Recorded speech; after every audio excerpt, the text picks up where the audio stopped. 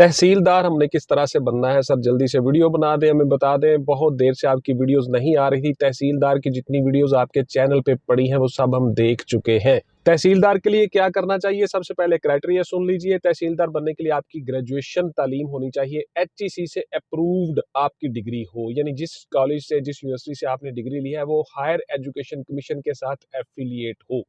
50% आपके मार्क्स होने चाहिए जी। आपका CGPA 2.5 से अबव होना चाहिए और इसी तरह से आप तमाम सब्जेक्ट्स, जिस भी सब्जेक्ट में आपने ग्रेजुएशन की है, आप एलिजिबल हो। 21 से 28 साल आपकी उम्र होनी चाहिए जी और 3 साल आपको एज रिलैक्सेशन हासिल है according to government of Punjab rules. PPSC के वेबसाइट पे आपकी ये सारी चीजें देख सकते हो। इसके अलावा जो गर्ल्स हैं उनको मजीद 3 साल की रियायत हासिल है। इस तरह से गर्ल्स जो हैं वो 36 तक अप्लाई कर सकती हैं। BPS आपका 16 होता है। ग्रेड 16 में गजटेड 2 ऑफिसर होते हो आप। आपकी प्रमोशन होती है, रेवेन्यू ऑफिसर बनते हो, रजिस्ट्रार बनते हो, असिस्टेंट कमिश्नर बनते हो, डिप्टी कमिश्नर बनते हो।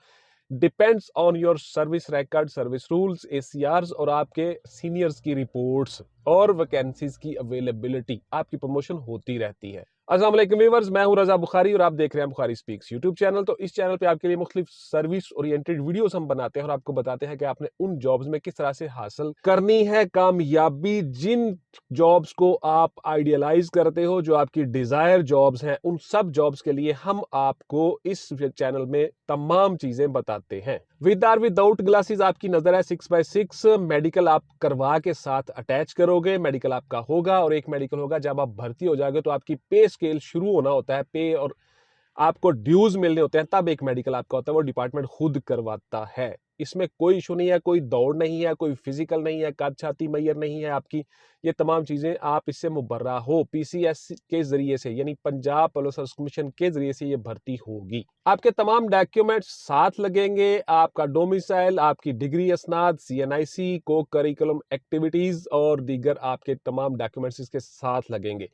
www.ppsc.gov.pk इस वेबसाइट पे जाके आप अप्लाई कर सकते हो। बहुत से लोग अप्लाई कर चुके हैं। अब जरा सुन लीजिए आपके तमाम सवालों के जवाब के, किस तरह से आप पूछते हो, आपकी क्वेरीज क्या होती हैं और आपको क्या करना चाहिए इन जॉब्स में सक्सेसफुली कामयाब होने के लिए और जॉब हासिल करने के लिए।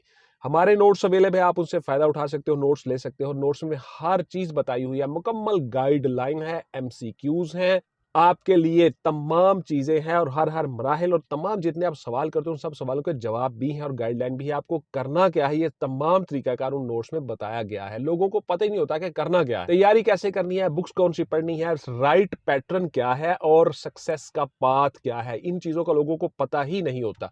तो इसलिए ये सारी चीजें हमने अपने नोट्सों में बताई हुई है। आपको किसी एकेडमी में जाने की जरूरत नहीं है, किसी टीचर के पास जाने की जरूरत है। उन नोट्सों के मुताबिक तैयारी कर लो, आप इंशाल्लाह कामयाब हो जाओगे। शॉर्ट लिस्टिंग आपकी होगी जी, शॉर्ट लिस्टिंग हो गई, आपको रोल नंबर स्लिप्स इशू हो गए। अब आपका होगा रिटन टेस्ट। रिटन टेस्ट में आपके 2.5 नेगेटिव मार्किंग है, यानी अगर आप 4 क्वेश्चन गलत करते हो तो आपका 1 नंबर कट जाएगा। इसलिए आपने सही नंबर ही अटेम्प्ट करने हैं जो 100% आपको आते हैं। उसके बाद 70% वाले करें, फिर 50% जो आपको डाउट है फिर एंड पे जाके वो करें, और जो सवाल आपको बिल्कुल नहीं आते उनको बिल्कुल नहीं छेड़ना। इसमें मेरी बहुत सी वीडियोस पड़ी हुई हैं चैनल पे, आप देख सकते हो, उनसे फायदा उठा सकते हो। हर वीडियो को देखा करो। तहसीलदार के ऊपर मेरी बहुत सी वीडियोस चैनल के ऊपर पड़ी हैं, उन सबको देखो।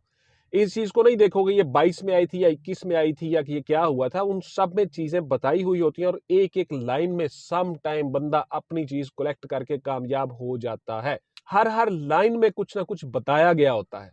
तो आपके जनरल नॉलेज के क्वेश्चंस होंगे, उसके बाद फिर आपकी जॉब के रेलिवेंट कुछ क्वेश्चंस हो सकते हैं। ये सारी चीजें नोट्सों में बताई गई हैं।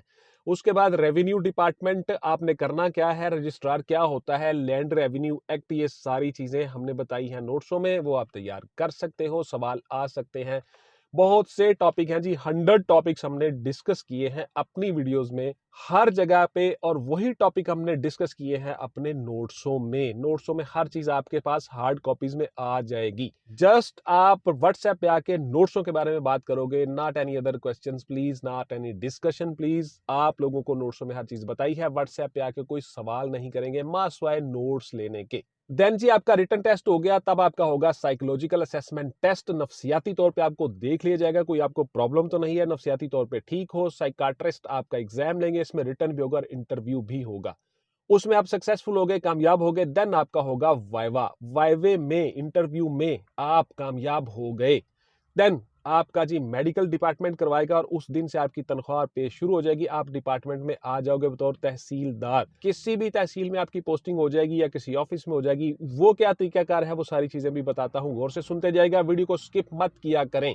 चैनल को सब्सक्राइब कर लिया करें ताकि आपको सबसे पहले नोटिफिकेशन आ जाए और आप वो वीडियो देख लें। बहुत से लोग हमारे चैनल के साथ अटैच हैं और इससे फायदा उठा रहे हैं। मुझे रोजाना मैसेज आते हैं लोगों के कि सर मैं हो गया हूं कामयाब, आपकी वीडियोस देख के मैं मिलिट्री में सिलेक्ट हो गया हूं, मैं सीएसएस कर गया हूं, मैं पीएमएस कर गया हूं, मैं असिस्टेंट कमिश्नर बन गया हूं, व्हाटएवर, और मुझे बड़ी खुशी होती है। आप लोगों के लिए ही ये सारी वीडियोस हम बनाते हैं।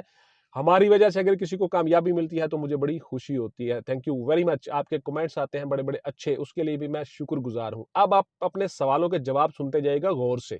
आल पंजाब में कहीं भी आपकी पोस्टिंग हो जाएगी, लेकिन प्रायोरिटी आपके डोमिसाइल डिस्ट्रिक्ट्स की ही होती है। वहीं पे आपकी पोस्टिंग हो जाती है। आपकी पोस्टिंग डीसी ऑफिस में हो सकती है, आपकी पोस्टिंग कमिश्नर ऑफिस में हो सकती है, आपकी पोस्टिंग कहीं इंडिपेंडेंट तहसील में तहसीलदार के तौर पे हो सकती है। असिस्टेंट कमिश्नर के अंडर आप काम करते हो, रेवेन्यू डिपार्टमेंट में आप काम करते हो और आप जमीनों को देखते हो, एग्रीकल्चर लैंड को देखते हो, रेवेन्यू को देखते हो, और इसके साथ साथ आप रेजिडेंशियल जमीनें जो हैं, एरियाज जो है, उन सब को भी देखते हो। यानी गवर्नमेंट की तरफ से लैंड रेवेन्यू एक्ट के तहत आप रेवेन्यू ऑफिसर होते हो, रजिस्ट्रार होते हो।